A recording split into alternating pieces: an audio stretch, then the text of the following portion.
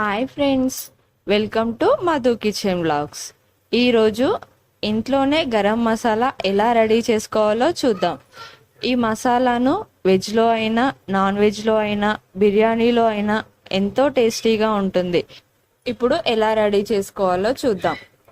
నేను ఒక ప్లేట్లో 1/2 కప్పు ధనియాలు, 1 స్పూన్ లవంగా, 1 స్పూన్ దాల్చిన చెక్క, 10 యాలకులు, 7-8 మరాఠీ మొగ్గ, సగం జాజికాయ, 1 స్పూన్ జాపత్రి, 4-5 స్టార్ ఫ్లవర్, 1 స్పూన్ సాజీరా, 1 స్పూన్ మిరియాలు, 4 బగారా ఆకు, 1 స్పూన్ జీలకర్ర,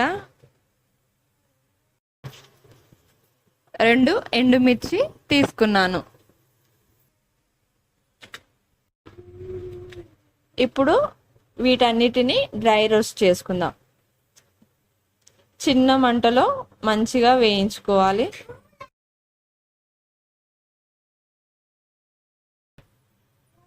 ఇలా మంచిగా వేయించుకోవాలి. ఇలా వేగిన తర్వాత 1 స్పూన్ కసూరి మేతి వేసుకోవాలి. ఇది కూడా ఒక 1 మినిట్ అలా రోస్ట్ చేసుకొని స్టవ్ ఆఫ్ చేసుకుందాం.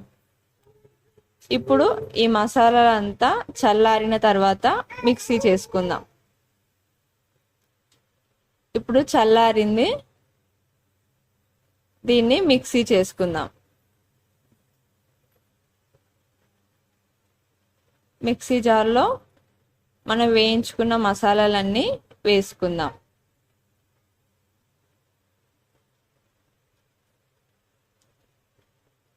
ఇప్పుడు మిక్సీ చేసుకుందాం.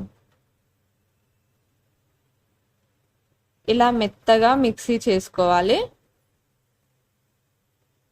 ఈ విధంగా రావాలి. ఇప్పుడు దీన్ని బౌల్లోకి తీసుకుందాం.